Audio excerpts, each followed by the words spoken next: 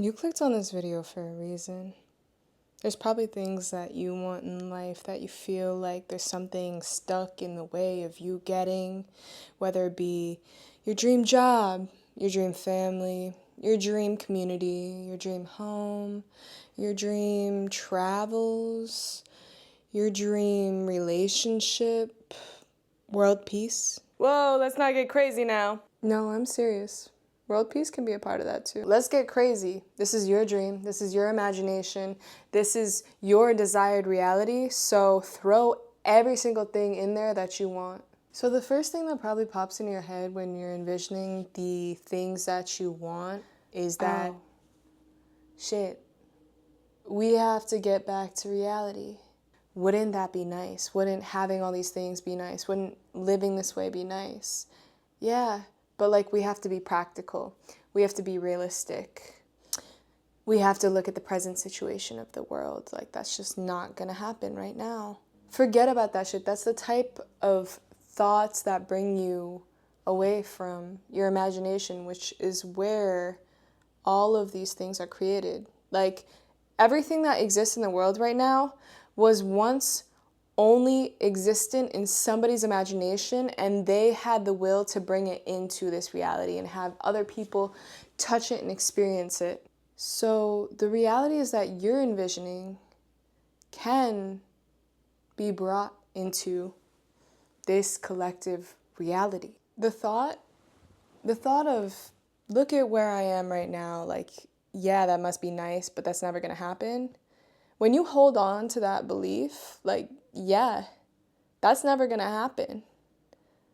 It's just not. Like, that's what's blocking you from getting what you want. If you believe it's never gonna happen, it's not. Because that belief is stopping you from, one, taking action to go get the thing that you want or make the thing happen.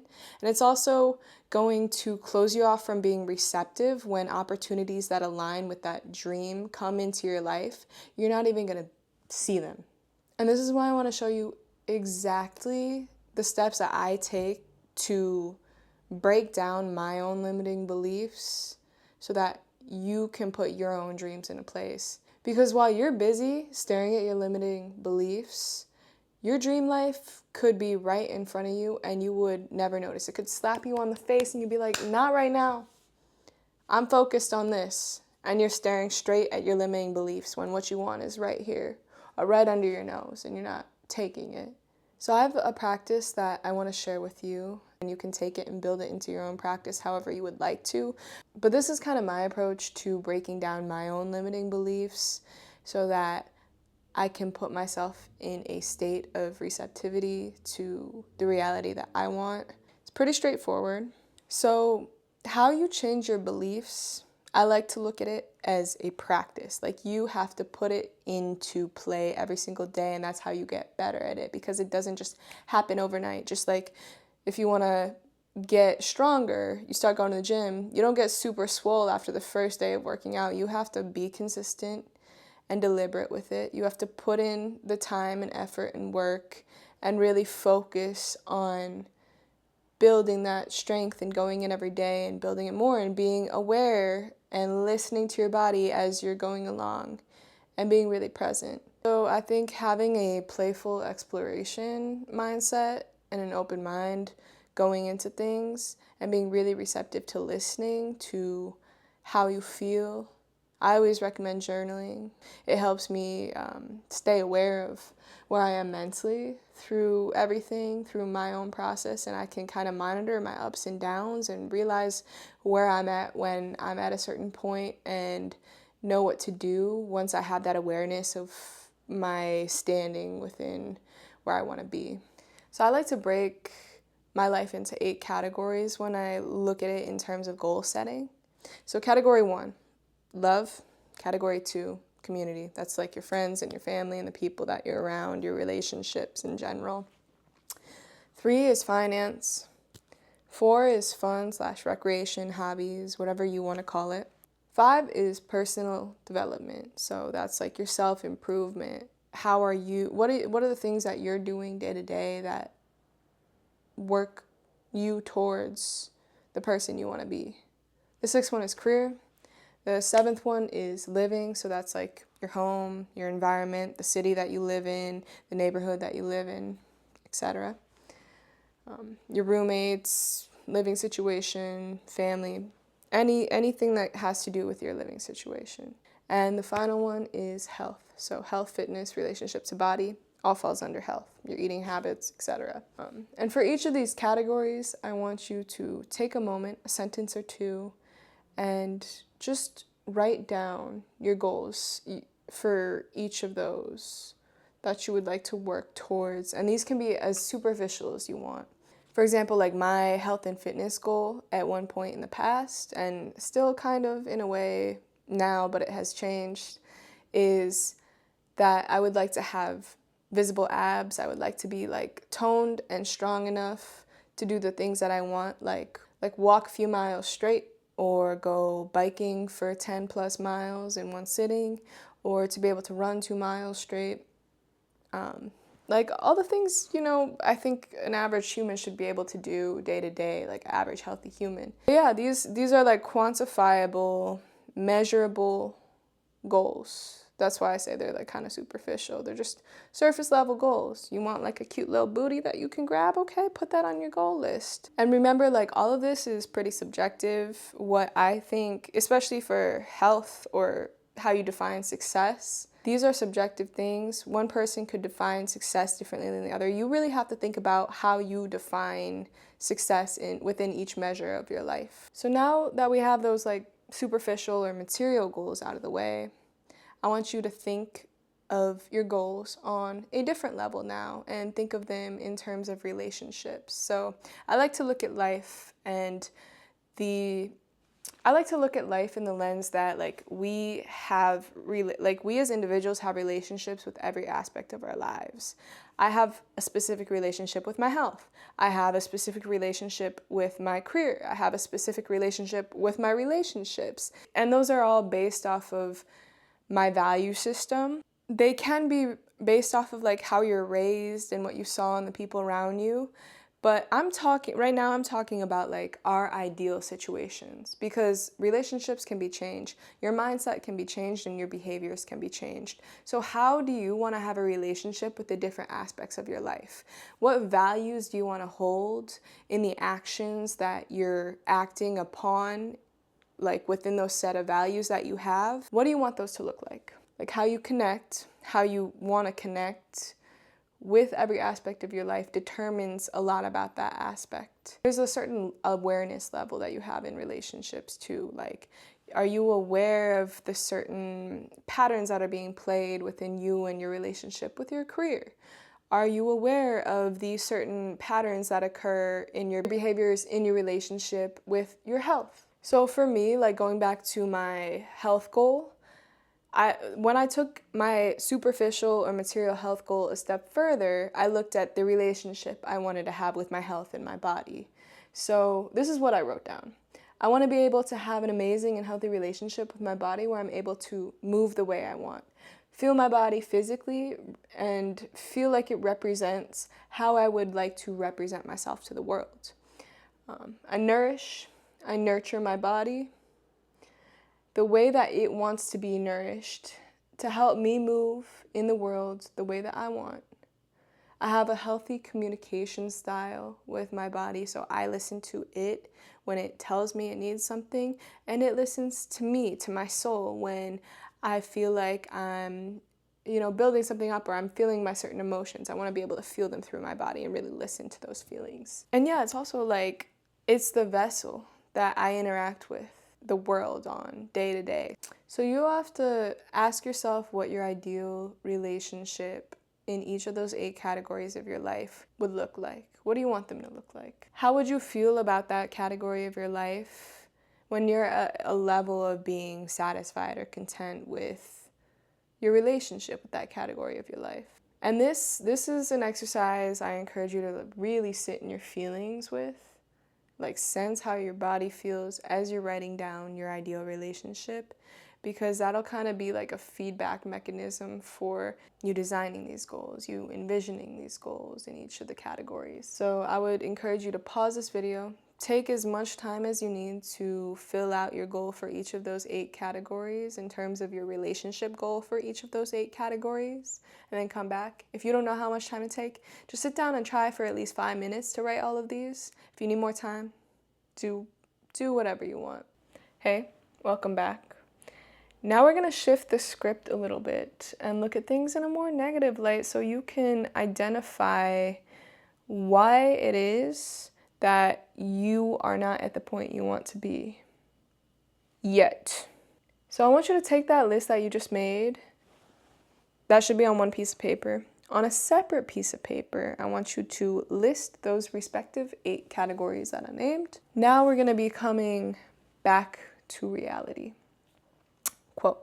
What this means is for each category, I want you to, on that separate piece of paper, write down every argument that you can currently think of that comes to your head of why that goal is not possible right now for you. Be as negative as you want. It's honestly better if you do, because you can just get it out there. So you want your dream body? Well, you don't think you have enough time? Write that down. Every single argument that you hold in your head, write all of that down. What holds you back from feeling the way that you want to? The goal here is to identify the beliefs that you still hold on to that are getting in the way. What is the belief that is popping up for you?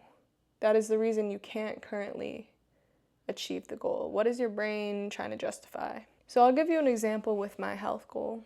Before, I had a limiting belief that, I was working a pretty intense corporate job, and I just was busy all the time. I was so focused on that, and I had this belief that I was just too busy to spend time exercising. I was too busy to be active. I didn't have time to go to the gym. I didn't have the energy, Those were my limiting beliefs. And I kept going, too. It was like, I wanted to dance. I didn't have time to go dance. I wasn't experienced enough to go dance. I wanted to do martial arts. Oh, I don't even know where to start. Those were my thoughts, and I would just leave it at that. I would let myself think those things and then be like, okay, well, I can't do this. Those were my limiting beliefs, and writing them down really made me realize that. And the thing is, when I started breaking those beliefs down and refuting those beliefs, that's when I started realizing that they were actually not true. They were holding me back from doing what I want to do. Those specific thoughts were holding me back from doing what I want to do.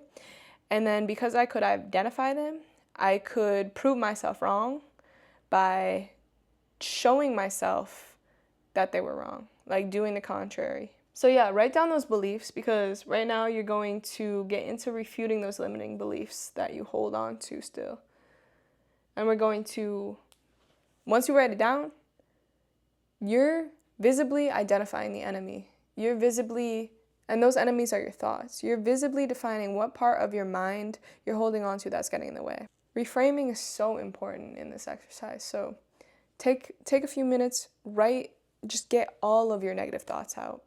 Why can't you get those goals you want? So once you have those limiting beliefs identified, which you should have now that you've written them all down, is we can go and we can refute those limiting beliefs. So going back to my health example, like I said, a huge limiting belief I had at the time in the past was that I just didn't have the time or energy to invest into having a more active lifestyle. And I was just like, I can't go to the gym right now. And I accepted that limiting belief. But then I was like, okay, if you don't have time to go to the gym right now, because maybe you're just really busy focusing on your career, that's fine. Is there anything that we can do that will get you more active in your lifestyle if you don't want to change your lifestyle? So that allowed me to kind of reframe my belief. And then it was that I didn't have to make a trade-off in life. I could keep the values that I had, and I could see if there was any way that I could make small tweaks to my life where I wasn't sacrificing my career or even going to the gym, and be able to work towards my health goals. It started with small things like walking, taking opportunities to walk to work or walk to wherever I was going instead of calling a cab. It was taking small opportunities to walk up the stairs instead of using the elevator. And then soon I started craving more when I started building that momentum, and I realized that prioritizing my health wasn't going to affect my life in a negative way, and in fact, it made my life a lot better. But I started, when I was on my lunch break, instead of sitting and scrolling on my phone, I would just go take a walk. I would block out time during my day to go take a walk, whether I was working from home or in the office.